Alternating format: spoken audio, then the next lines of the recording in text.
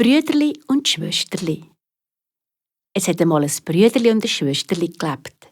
Die Mutter von diesen beiden ist gestorben und sie haben eine Stiefmutter bekommen. Aber das war keine liebe, sondern eine böse Stiefmutter. Sie hat die beiden Kinder jeden Tag geschlagen und hat nach kaum etwas zu essen gegeben. Einmal hat das Brüderli zum Schwesterli gesagt: «Komm, wir gehen in die weite Welt raus. Dort geht es uns sicher besser als hier.» Schwesterli war einverstanden und am nächsten Morgen sind sie, bevor die Sonne aufgegangen ist, leislich von daheim fortgeschlichen. Sie haben gemeint, die böse Stiefmutter merke es nicht. Aber da haben sie sich getäuscht. Die hat alles beobachtet. Als das Brüderli und die Schwesterli im Wald waren und bei einem hohlen Baum übernachtet haben, hat die böse Stiefmutter heimlich alle Wasserquellen und Bäche in der Umgebung verwünscht.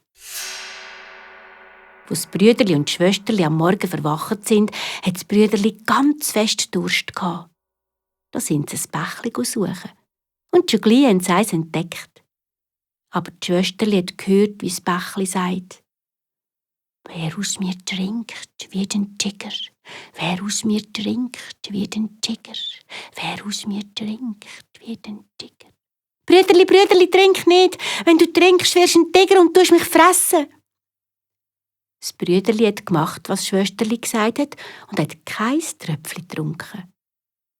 Miteinander sind sie ein anderes Bächlein suchen. Und schon gleich haben sie wieder eins gefunden. Aber das Bächlein hat gemurmelt: «Wer aus mir trinkt, wird ein Wolf. Wer aus mir trinkt, wird ein Wolf. Wer aus mir trinkt, wird ein Wolf.» «Brüderli, Brüderli, trink nicht! Wenn du trinkst, wirst du ein Wolf und tust mich fressen.» Das Brüderli hat gehört, was das Schwesterli sagt, und hat auch das mal nicht getrunken. Aber dann hat es gejammert: «Schwesterli, beim nächsten Bächlein muss ich trinken. Ich habe so fest Durst.» Sie sind weitergegangen und schon gleich haben sie ein drittes Bächlein gefunden. Das hat gemurmelt: «Wer aus mir trinkt, wird ein Reh. Wer aus mir trinkt, wird ein Reh.» «Brüderli, Brüderli, trink nicht, sonst wirst du ein Reh und springst mir davon.» Aber schon zu spät. Das Brüderli hatte einen Schluck genommen und ist in ein Reh verwandelt worden. Schwesterli war verzweifelt, hat angefangen zu brieken.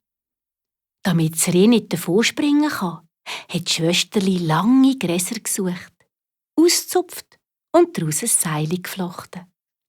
Dann hat er sein Haarmäschchen abgezogen, hat das im Reh um den Hals gebunden und hat das Grasseil dran geknüpft.